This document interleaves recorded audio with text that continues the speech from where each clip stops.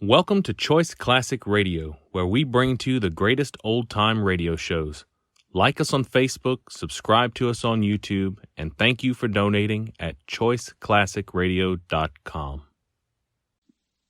Most popular radio program on the West Coast. And remember, let every traffic signal remind you, with new Signal gasoline, you do go farther than ever.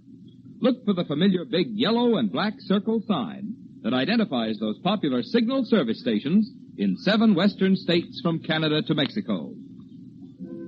And now the Whistler's strange story. 6-letter word for death.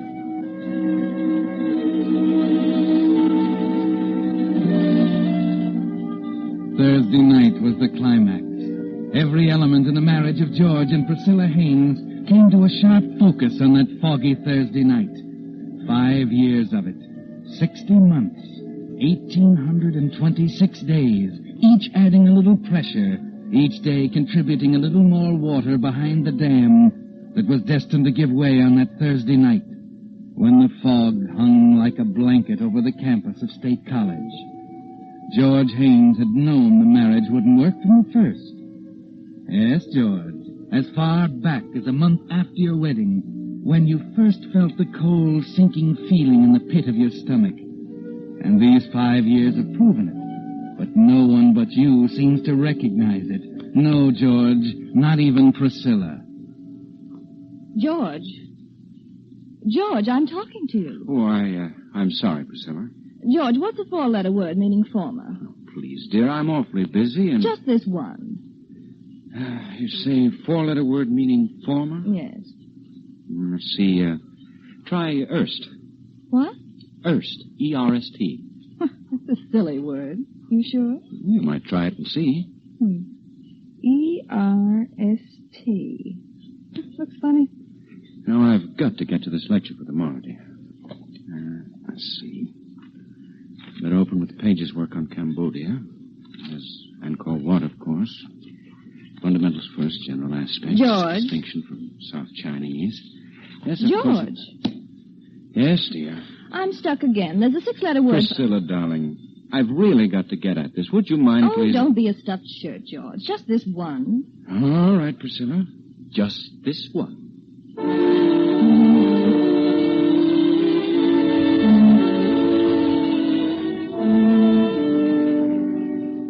No, George. No one seemed to recognize the real trouble. The president of State College, Dr. Dawes, didn't get it either, did he, George? There was no way to explain it to anybody. Tell me, George, what's wrong? I'm afraid I don't understand, Dr. Dawes. Yeah, I'm afraid I don't either.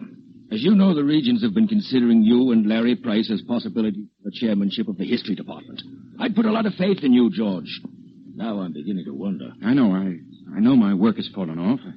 What's the matter, George? I guess it's nerves or something. Maybe you need a rest. Why don't you take Priscilla and go No. on? I'm sorry, Dr. Dawes. I'd better go.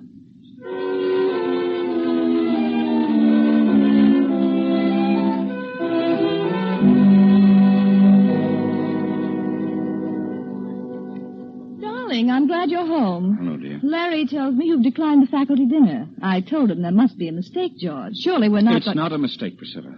My work is in such bad shape that I've got to get down to business. But everyone will be there, dear. Larry and Ann and all the rest. They'll think something's the matter. But don't you see, Priscilla, my work is more important. Oh, so that's it. Your work is more important than my happiness.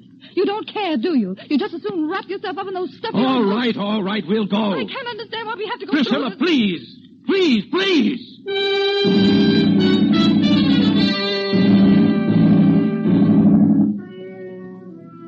Larry and Ann and all the rest. They didn't get it either, did they, George? They can't understand the terror you feel when you realize Dr. Dawes is right. Your work is slipping. George Haynes, full professor of history, candidate for chairman of the department, is slipping. You feel as if you're standing at the edge of a cliff, and Priscilla, with her inane remarks, her perpetual round of afternoon teas, faculty dinners, and 1,000 other distractions, is easing you over the brink. 5 years of it, George. 5 long years. And each day, each hour, building like a tower of blocks, designed to topple into ruins on that foggy Thursday night. The night Priscilla invited Larry and Ann to the house for an evening of bridge. George, of all the stupid plays, that one takes the prize. First you double them into game, and then you... Well, he wouldn't have doubled if you hadn't bid clubs, Priscilla. Oh, that had nothing to do with it. He was I'm simply... sorry, Priscilla. I guess I wasn't paying much attention to the game. Lucky for you, we're not playing for 1/4%, George. That's enough, Larry. Huh? What's the matter, Ann? George is tired. Maybe we better go. Go? Oh, don't be ridiculous, Andy. The evening just Well, started. I really have got to admit that I am a bit bushed. Nonsense. Let's see, that's 120 below the line. Where's the pencil? Here, take mine. Oh, thanks. 120. 700 rubber. You are tired, aren't you, George? Would you think I was awfully rude if I... Don't be silly. Of course you're being rude. George just wants an excuse to get at those dusty old books of I his. don't mean that at all. I'm very tired And terribly stupid, according to the score here. Priscilla, Larry, that makes your total score 2,700. I'm talking to you, Priscilla. George, dear, let's not have another one of your scenes, shall we? That's just the trouble. There haven't been enough of them. Why, George, dear. I've kept quiet too long. That's the trouble. You can't keep quiet too long or it gets inside of you. Oh, wait a minute. Take your hands off of me. George, you're making a fool of yourself. I ought to wring your neck. You know, I believe he meant that. I suppose I ought to feel embarrassed. We'd better go, Larry. Yeah, I guess we'd better.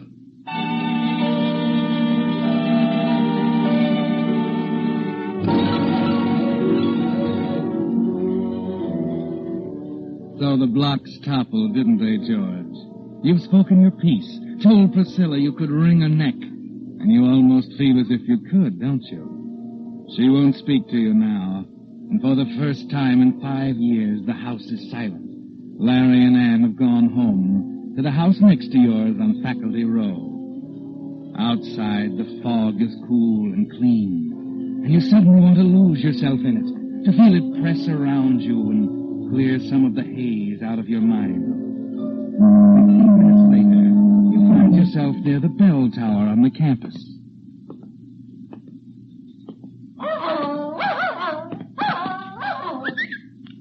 Here, boy. Here, come on. That's a fella. Well, where'd you come from, fella, huh? Say, looks like you ran away. You're a nice dog. Yes, you are. Yes, Cinder. Where'd that pup go? Come here, Cinder. Oh, hi. Hello, I see his name's Cinder. Oh, thanks. He slipped his leash in the fog. Cinder's a good name for him. Black as ink. Haven't had a chance to do much with him. Only had him a couple of weeks. Well, I'm quite fond of cockers, particularly black ones. May I ask you where you got him? Certainly at the Coldwater Kennels, about 3 miles from here. There you are, boy. Well, we better run along, Cinder. Thanks for catching him. Not at all. Night. Good night. Cute cocker. Cinder. 11 o'clock. That air's good. Well, better be getting back.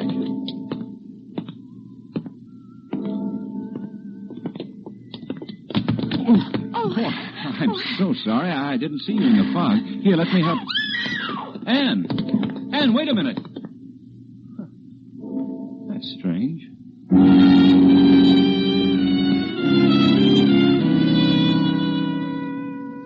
Yes, George, that was strange, wasn't it?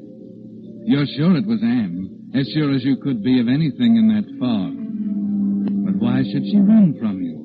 Why should she scream when you reached out to help her? You're puzzled as you turn and start for home, and worried. The fog takes on an ominous quality, closing in on you, causing you to hurry faster and faster as you get closer and closer to home. Then a strange evening, the quarrel with Priscilla, Anne's terror when she ran into you. Then, 10 minutes later, as you arrive back at the house and open the door, it suddenly takes on a horrible meaning. Priscilla? Priscilla?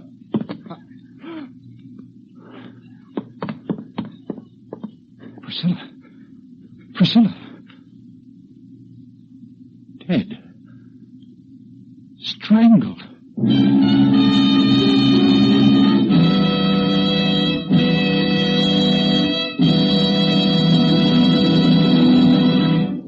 With the prologue of tonight's story, 6-letter word for death, the Signal Oil Company brings you another strange story by The Whistler. A friend of mine, who was never too keen about babies, recently became a papa himself. When I dropped in the other night and found him, of all things, bathing the baby, he grinningly remarked, "Well, it's different when it's your own." Well, friends, right there you have the reason why you just naturally get a different brand of service, more conscientious and more thorough, from a man who has his own money in his own business, such as your Signal gasoline dealer. It's why, for instance, when a Signal dealer lubricates your car, he takes no chance of forgetting some hidden part. Instead, he uses the famous Signal check chart that specifies which of Signal's 9 specialized lubricants each point should have. And he checks each point against the chart not just once, but twice, so not one part can be missed. Incidentally, while you're having your Signal man lubricate your car, don't forget what engineers of the American Petroleum Institute have proved, that every 1,000 miles is also time for clean motor oil. To get the best performance and longest life from your motor, be sure you get today's super quality pure paraffin base oil, Signal 4-Star Motor Oil. And now, back to the Whistler.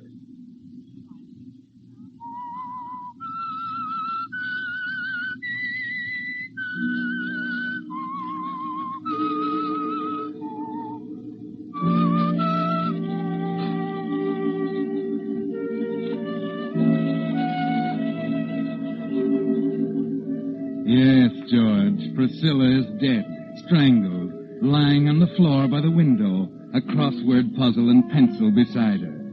For 15 seconds, all you can do is stand there staring at her. Then, terrified, you pick up the phone. Operator, get the police. Hurry.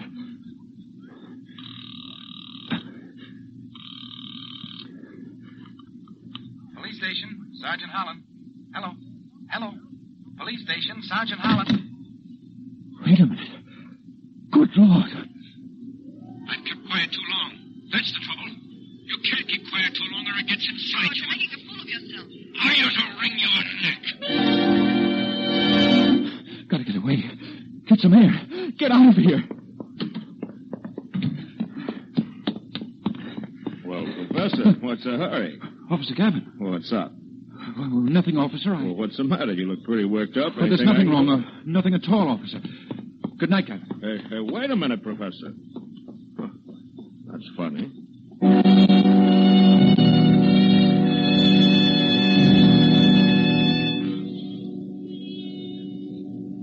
The fog, George. All you can think of is losing yourself in it, trying to erase the horrible picture of Priscilla from your mind. Gavin, the campus policeman, saw you rush blindly from the house, saw the terror on your face that came with the realization that less than an hour after your exasperated statement at the bridge table, your wife Priscilla lies dead on the living room floor, strangled. You walk aimlessly in the fog for several minutes, trying to get a grip on yourself. Then finally you realize you can't go on this way, and you force yourself to go back to the house, back to the living room and the chair by the window.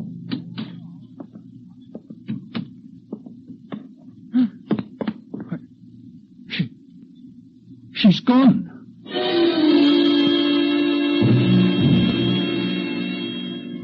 It's like a nightmare, isn't it, George? The body's gone from its place by the living room window. Frantically, you search the house and finally discover it in the bedroom, stretched out on the floor. And something new has been added, George. One of your silk neckties is tightly knotted around her neck.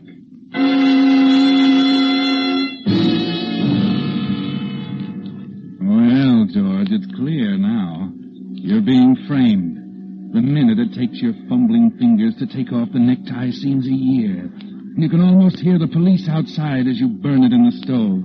Then you dash next door to Larry's.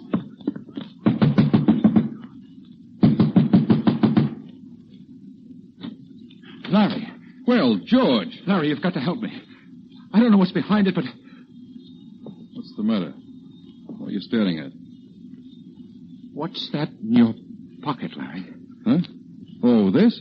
Yes. My pencil. Why? Your pencil? Yeah. What's wrong with that? Say, what's happened, George? Tell me. Nothing, Larry. Nothing.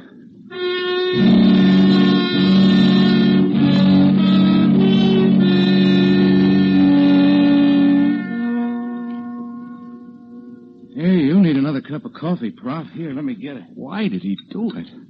What reason could he have for Don't get killing ahead of yourself, Professor. You're not sure? I'm positive, Charlie. The pencil was right next to her body when I first went in.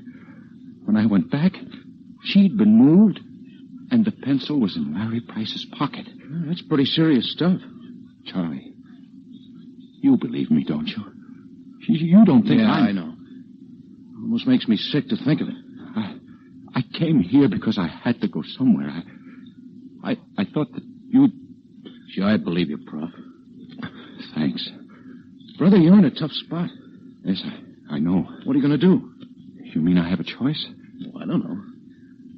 You sure that campus cop recognized you when you ran out of the house? Oh, of course he did. I talked to him. Yeah, that's where you made your mistake. You should have spilled it then. I didn't know what I was doing. All I could think of was to get away from I know. What about an alibi? What happened after you left the house the first time? Well, I just took a walk, that's all. Alone? Yes. No one saw you, huh? Well, there was Anne, of course, Larry's wife. She was... Well, you can write that one off. You think she'd deny seeing me? If it met her husband's neck, she would. Oh, but she's not the kind You're wasting your time, I tell you. They're all the same. Wouldn't steal second in a Sunday school baseball game, but put them on the stand when their husband's in a jackpot and... no, Professor, that one's out. But there's no one else. Wait a minute. That dog, huh? I saw a black cocker and talked to his owner by the bell tower. He'd remember me. Well, who is he? I don't know his name. Oh, great. But the dog came from the cold water kennels. Oh. Did you see anyone else?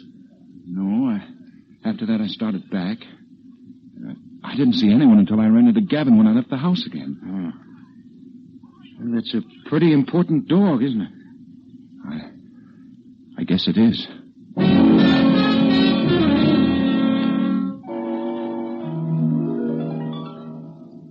I'm awfully sorry. I would have telephoned, but the telephone... But the telephone was disconnected. Now, look. It's 1 a.m. in the morning, and I have no intention... Wait a minute, will you? I told you this was a matter of life and death, or we wouldn't have come. My good man, the cold water kennels deal exclusive in Cocker Spaniels. Over 100 dogs we have. More than half of them are black. How in thunder do you expect... But he said he bought in 2 weeks ago. Look, we've sold 30 dogs in the last 2 weeks. You don't know the man's name, don't even know what he looks like. You come here and get me out of bed at 1 a.m. in the morning and expect me to make miracles with a sales record. It don't make sense. All right, Mr. Coldwater. Come on, Professor. Believe me, I'm sorry, but if you only had something else to go on... Wait a minute. The dog's name was Cinder. Does that help? Yeah, there was a man. Wait. Call him Cinder. I remember now. Uh-huh. Who is it?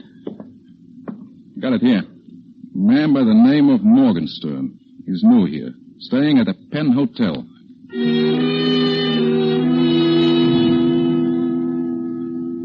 Morgenstern? Let me check the register. Morgenstern. Where have I heard that name?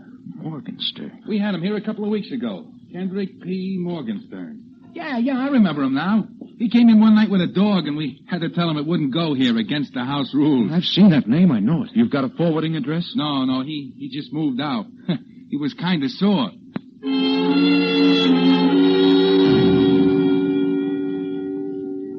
It's 3 o'clock, Charlie. Yeah. Kendrick P. Morgenstern. I remember seeing the name. It's such a funny handle. Well, try and picture it. You sure you saw it? Oh, yeah. Or was it printed or written? Maybe a sign on a store window? It was written. I remember the K was funny. Well, it was a signature then. You saw him sign his name. It was a check. That's right. He came here to cash a check this morning. Wait a minute. You sent the deposits? No, I didn't. Where is it? In the safe. And it's got his name and an address on it.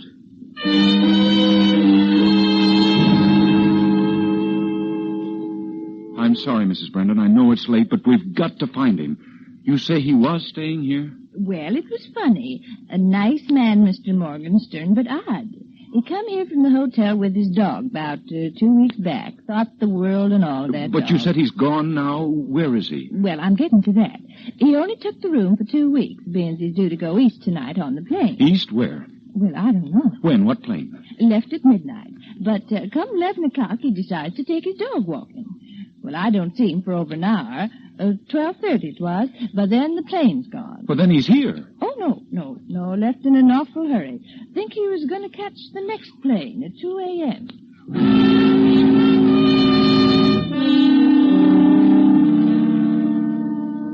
But I've called all the other lines. Haven't you a record of a canceled reservation on the midnight flight? Very well. Thank you. Something's haywire somewhere, Prof. Oh, it's useless, Charlie. Nothing else I can do. What time is it? 4:30. You better go home and get some sleep. Oh, that's okay. Gosh, Prof, I hate to give up. Well, there's one chance left. What's that? Ann Price.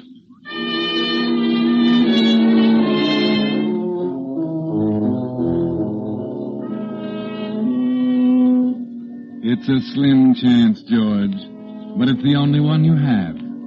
After you leave Charlie, as you walk slowly through the campus toward Faculty Row, you try for the first time to think it through, to reason it out somehow. Lara's motive for killing Priscilla, Anne's terror when she ran into you, the brutal, heartless frame-up that hit you between the eyes when you went back the second time. It doesn't make sense. And you're too tired to think, too tired to play with an impossible jigsaw puzzle.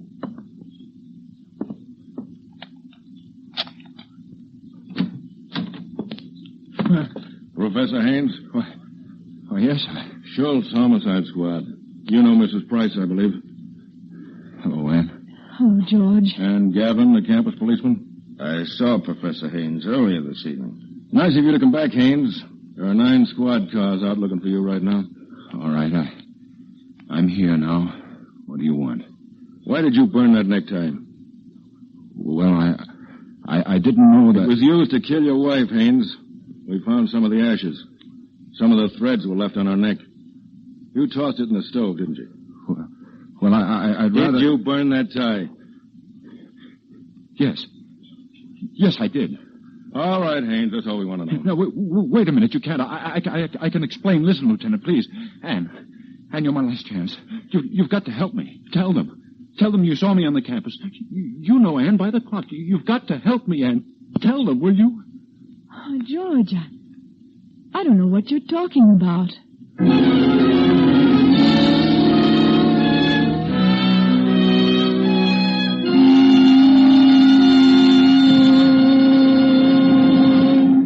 The Whistler will return in just a moment with the strange ending of tonight's story.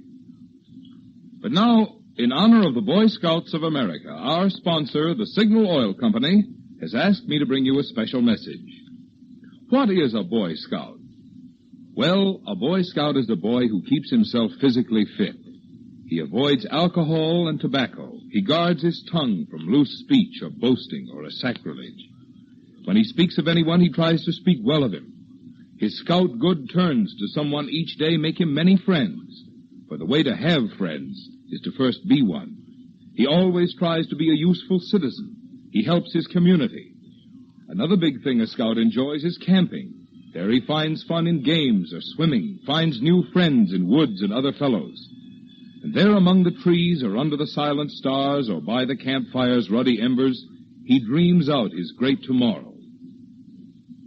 Those excerpts from the Scout Handbook tell you better than any words of mine why the Boy Scouts deserve your wholehearted cooperation. Tell you why. If there's a boy in your family nearing the age of 12, you could do him no better turn than to encourage his joining the Boy Scouts of America. And now, back to the Whistler.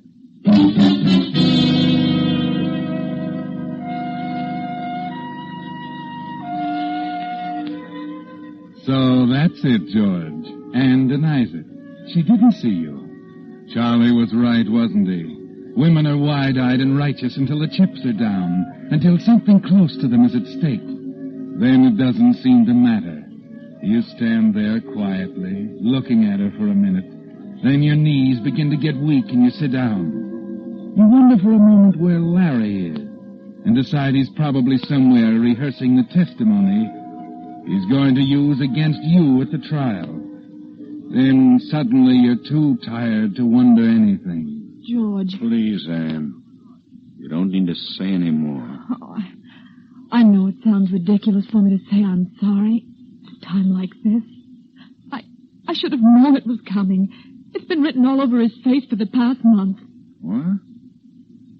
Who are you talking about? Larry. Perhaps I'd better explain, Mrs. Price. You see, Haynes Price was in love with your wife. Why, that's ridiculous. Oh, it's true, George. It came to a climax yesterday afternoon. She refused to go away with him. That's fantastic. It's true, George. Oh, don't you see? That's why Priscilla was so unreasonable last night. But how long? Oh, months. I thought Larry was acting strangely last night after we got home. And then when I saw him leave the house, I followed him. She saw the whole thing, Haynes. Good Lord. Oh, all I could think of was running. He knew I saw him and followed me across the campus. I ran into him at the bell tower, but he was so surprised. Anne, that was I. What? Why, I thought it was Larry. That's why I... Of course. You were frightened. Well, anyway, I went to the police, and Lieutenant Schultz came right out. Apparently, Price returned after she gave him the slip and realized his only out was to incriminate you. He moved the body, planted the necktie, and so on. But how could he expect to get away with it? He wasn't thinking very rationally, Haynes. Oh. And that's another thing. When Price knew the jig was up, he ran for it. Took off across the campus in the fog. We had every available man out looking for him. But it was pretty much of a needle in the haystack proposition in the fog for a while, until we got that big break. What was that? A little black dog. Apparently the dog got excited when Price ran by his master and broke away and ran after Price. One of our men was attracted by the barking. All he had to do was follow the dog, and there was Price. Forgot to introduce our star witness, Professor. How do you do? This is the dog's owner, Mr. Morgenstern.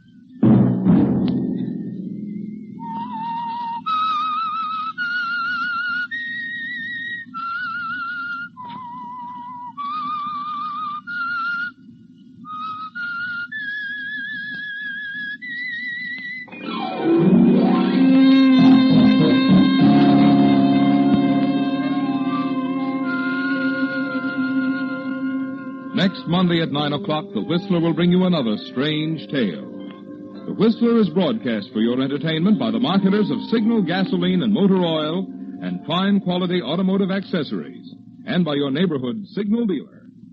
This program, produced by George W. Allen, with tonight's story by Robert Wright, music by Wilbur Hatch, is transmitted to our troops overseas by the Armed Forces Radio Service.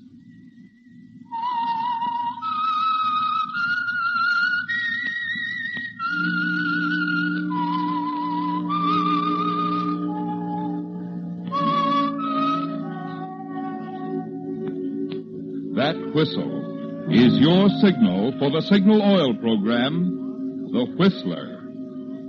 This is Marvin Miller speaking, reminding you to look for those familiar yellow and black circle signs that identify those popular Signal oil stations in 7 western states from Canada to Mexico. This is CBS, the Columbia Broadcasting System.